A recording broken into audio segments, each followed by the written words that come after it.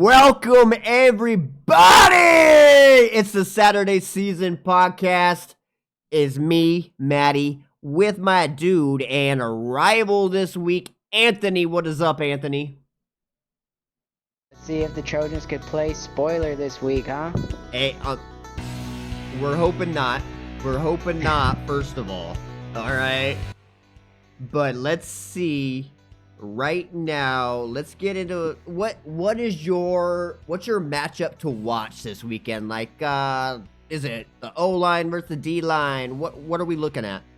I'm looking at the wide receivers for USC and the defensive backs for Oregon.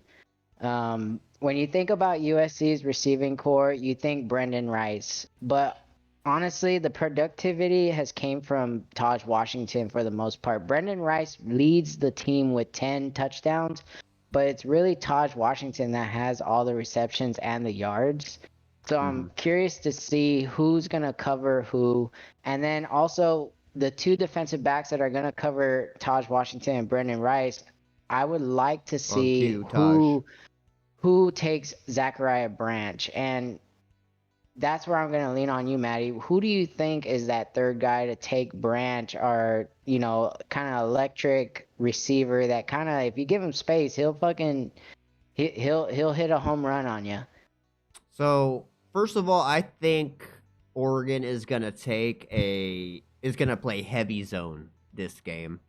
I think they can get there with their, I think they have the confidence they can get there with the D-line rushing 3 or 4, and playing zone on the back end just to at least keep things in front of them and minimize any big plays that could happen.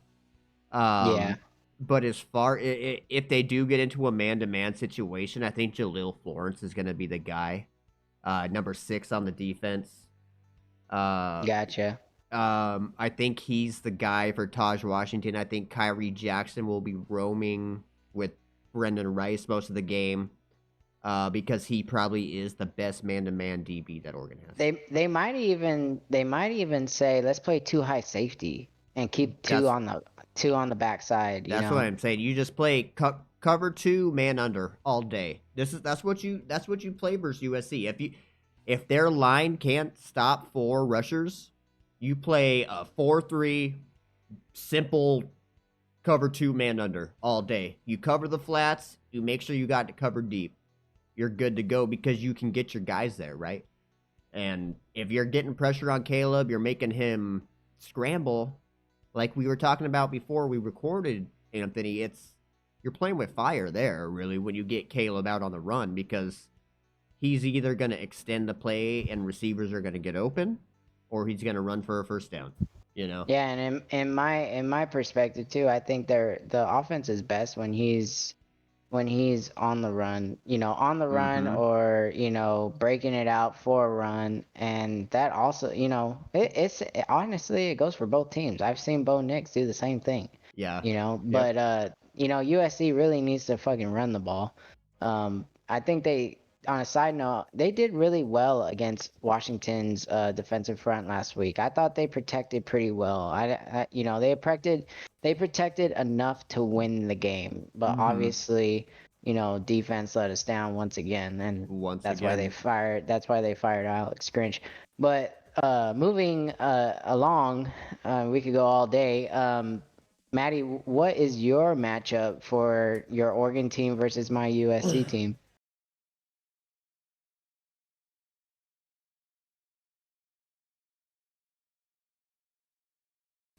Alex Grinch is gone. Does that just flip a switch? Do these coaches just start calling completely different, front pressures? Like, what were they doing on the defensive line to cause pressure? So, on a little side note from there, I've heard rumblings that Alex Grinch's defense was too complicated. It's not that they didn't have talent, but his schemes were like advanced. Okay. And it's hard to imagine that, from a guy who has such a bad defense, that his schemes were so advanced. But I could kind of see that to where like they're so advanced they kind of confuse the defense and they can't keep to their assignments because their assignment is so hard. Mm-hmm. It's like trying to pass a test that you didn't study for, you know what I mean? Or Right. that you that's just out of your league, like physics, like science and physics or something like that, you know? Mm-hmm. But keep going, Maddie. But so the reason I say this is because that's where everything starts, man. If you can get that pressure up the middle with Bear Alexander, um, and you can force Bo to cut the field in half, that makes a huge difference. But if he's just sitting back in the pocket and he can pick which way he needs to go based on the coverage, that's when Bo's gonna kill you. He's gonna fucking kill you. The guy's started what, 55 games 50, now? 56 games, I think. 56 games? If you get that pressure up the middle and you cut the field in half and make him roll one way, that's the only way USC's defense has a chance, dude. So let's go over some stats here. Oregon's offensive line, first of all, only 4 sacks allowed all season. But again, on the flip side, how much is that is play calling? Because Bo does get the ball out quick. I think Bo is in like the bottom 15 of starting quarterbacks for like throwing yards, like how far he throws it to get his yards. But a lot of that again is play calling, but that stops him from getting sacked as well. But we just saw the play this weekend where he pump faked, right? And then ducked under 2 defenders, popped back up, and then throws it for a first down. Yeah. So how much of it is Bo doing that, you know? So we'll call that a wash. So I'm going to say Oregon's offensive line is very good. But USC is, I'm pretty sure, top 10 in the country in quarterback pressures. Not in sacks, but in quarterback pressures. Yeah, they get a lot of pressure, but they don't get a lot of sacks. That's the Right. I think that's one of the biggest problems too. Right. It seems like they get back there, but they can't get them down. That's where play calling is going to come in huge for USC's defense, dude. If these guys can just dial up a few great play calls, force a few turnovers, this game might go a lot different than everybody is kind of expecting. And again, like I was saying, as prolific as USC's offense is, and we're gonna agree USC's offense probably at least top 10 in the nation, if not top 5 or top 3. Their defense has given up more touchdowns than the offense has scored. 45-43. It's a lot. That stat blew my fucking mind. And that kind of solidifies how fucking awful USC's defense is. I'm sorry, Anthony, but it is what it is. And I've watched a lot of USC football this year, obviously. And I've just never watched a defense that could just not get a fucking stop. Right? Yeah. That third and 19 or 3rd and 18, they give up a touchdown for, you know, they had right. I'll give you an example. They had Washington backed up, you know, I think this was second quarter, and they were driving and penalty, and then they had a sack or something, and they had them on 3rd and 18, and they let fucking Penix extend the play, and they give up a fucking touchdown. Yep. And it's like, dude, what are you doing? I mean, bro, like, that was... I mean, Penix is not a runner, you know, like, you don't even have to rush forward at that allowing point, him to be you know? mobile and complete that, like, ouch. Yeah, I that mean, hurts. give credit to Penix, and I think it he's was great, Polk. dude. I think it was Polk he threw it to, but it was a dime, and it was a hell of a catch. Like, that was just a star-studded play too. But at the same time, if you're a defense, you have a team on 3rd and 18. By no means should you ever give up a first down on 3rd and 18, or even or a touchdown as they did. Yep. And and then just to top that off, they're allowing 440 yards a game and 35 points a game. Like, ow, bro. Like, Ow. And that's a USC defense, and we hate to see that. But moving on, so who are your players, your key players on both offense and defense for USC? Key players, I'm gonna go with Bear Alexander for defense. Hopefully he can create that double team and create some space for Jaleel Muhammad, I believe is his name, and he's been a really under the radar player, but he's been doing really well. He's a transfer. And then for offense, I'm gonna go with Zachariah Branch. I feel like if we could create some electric plays like a punt return or a kickoff return and take the crowd out of the game early. Um, obviously I could say Caleb Williams, but I'm not gonna be boring and say Caleb Williams, but to me, Zachariah Branch just creates a whole nother level to the offense if Wait. he's on. So I told Anthony, said don't pick Caleb. So I just want you guys to know that. That's why he just said that. No, but I do believe when Zachariah Branch is electric, dude, and he hasn't been in quite a bit. Like he hasn't been very Since he was hurt, really. Since he got hurt, yeah, he's he been hasn't slow been coming back. he hasn't been a real impact on the game, and I think that if he could get a punt return, or not even a punt return, a freaking it doesn't have to be a touchdown, just give us good field position. Right. Take the crowd out of the game. I think we got, a pretty good chance to win. But if we don't do that, it's gonna be a long game for me to watch with Maddie on the stream, and Yeah, I mean, I'm not gonna rub it in, dude. I'm not. yeah, But we'll see. but It's like you're easy to saying, say that when the game's not on yet. yeah, we'll see what happens. Uh, so who are you thinking about for defense? Just Bear, right? Yeah, just Bear. Just Bear. You just Bear getting up the middle, getting that rush up the middle on Bo. I mean that like I said Yeah, before, that's their honestly, chance, bro. if we can create it up front, I think we can, I think Yeah, we have a chance. they got to If score. if we let Bo sit back there, because we got to take the best player out of it, and your best player is Mm-hmm. Bo. So the first players to disrupt Bo is the front. Yep. So if the front doesn't create the pressure, then Bo's gonna do whatever he wants. Bo's gonna And when feast, we, exactly. yeah, I on a side note though, well, I'll let you go through your players first, and then I'll say what I gotta say, because I don't Okay. want to possibly bring up a player that you were gonna mention. So. No, Maddie, what do you think about your impact players for offense and defense Okay, on so Oregon? for offense, I'm gonna go with Troy Franklin. Dude's having a monster year. He's probably gonna break. He's gonna break Oregon wide receiver records this season. Had a somewhat pedestrian week last week. He only 6 catches, 79 yards, 1 touchdown. I mean, nothing to scoff at. He scored a touchdown. He had 6 catches for 79 yards.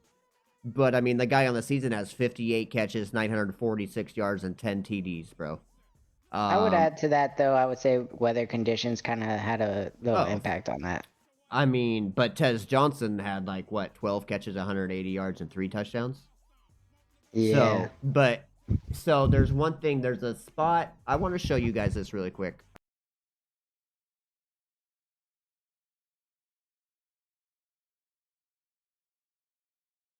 See headset again. Caught. Tez! Perfectly executed fade route to the right side. Watch Great right here, throw. right here. It's Troy.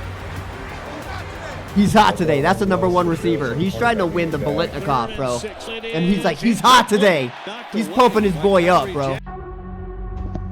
But yeah, I really wanted to just show that mostly for just to show Troy Franklin, because I think that's a perfect example of this team right now.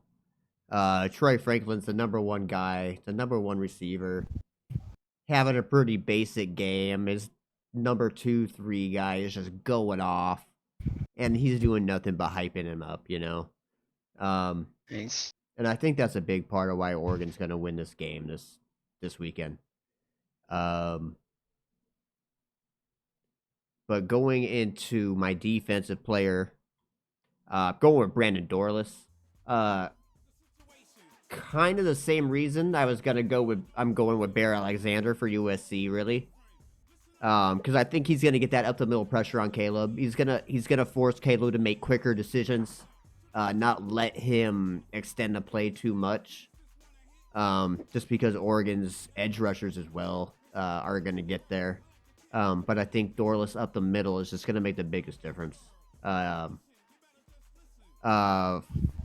Dorless this season, 19 tackles, 6 tackles for loss, 4 sacks, 1 fumble recovery, 6 passes deflected, 5 QB hurries outside of those sacks. So he's been getting after it as a nose guard, but he's also playing on the edge too. Him and Troy Franklin are both really trying to play their way into the first round of the NFL draft. But as far as game predictions go, what are you thinking, Anthony? What's your prediction for the game? I think I don't know. I got a funny feeling about this game. I feel like it could go either way. I feel like SC could win in a tight one, or I feel like they could get blown out easily. It's gonna be a real seesaw type effect. You know, That's like why, and that's what we're talking about. It's all on the pass rush. It's all on the pass rush for both sides, I think. It was kind of like the Washington game. It was tight, you know, real tight, but their defense, you know, just kept letting them score. They had a lead on Washington the whole game, almost all the way till the third quarter. They had a 7-point lead 4 different times. Yeah. And they could not stop them once to maybe put 7 more on the board. Again, back to my point. They just can't make a stop. They can't make one. I do think USC loses this game. I think they being in Oregon is a big deal. Yeah. And I think this team is like, they're together, but they're not. And I feel like there might be some animosity to the way that things were handled with Alex Grinch. A lot of people thought they could have gotten rid of him last year. You know, you had a full year if you did get rid of him, you could have prepped and you could have been ready for this year. Right. And I think there might be some animosity built up there, and I think the players know it, and the players were thinking it, and they trusted Lincoln Riley. I think Lincoln Riley let him down, but he let the fan base down. Everybody knew what was gonna happen, and now it's a year too late, and we wasted a year basically because you couldn't make the hard decision a year ago. So my prediction for the game is 45-38. Oregon wins it, and but that could easily be a blowout also. I really don't know, but I'm thinking if we do lose, I don't want it to be by a blowout. Yeah. No, I agree.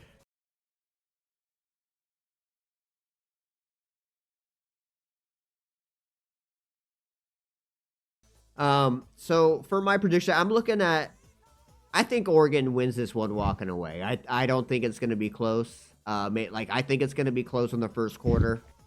I think Oregon starts to pull away after that. I know Anthony doesn't like to hear that. But I'm going to go 56-27 Oregon. I think Oregon's the running game is just going to be too much. I think the pass rush is just going to be too much. I think Oregon's defense forces 3+ turnovers and kind of just melts the game away in the fourth quarter.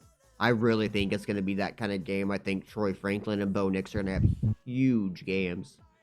I'm looking for Troy going to have over 150 yards receiving and 2 or 3 touchdowns. Bo around 350 with 4 or 5 touchdowns. I think this is going to be a big win for Oregon. And I sound like such a homer, and I hate doing it, but I don't see... It's just USC's defense. I don't see USC's defense doing much, and that's going to force USC to have to just throw and throw and throw. And then the pass rush is just going to be getting after Caleb like crazy. As great as he is, it's going to be too much. And hey, that's where I'm at. So I'm at 56-27. Booty, you're at what? 45-38. Yes. Is there? And we'll see what happens there. But hey, everybody, I think that's gonna cut us here. I think I can let Booty go and take care of his little boy. But everybody, thank you guys for being here, man. We're gonna keep grinding. Make sure you're here on Saturday. Subscribe to the channel, like, comment below. Let us know what do you think is gonna happen with the Oregon and USC game. Any other games you guys want us to cover? Any other topics you want us to cover? Let us know in the comments. Like, share, please, guys. Booty, hey, Anthony, we'll see you tomorrow, brother. Yep. Fight on, man. Fight on. Go Ducks.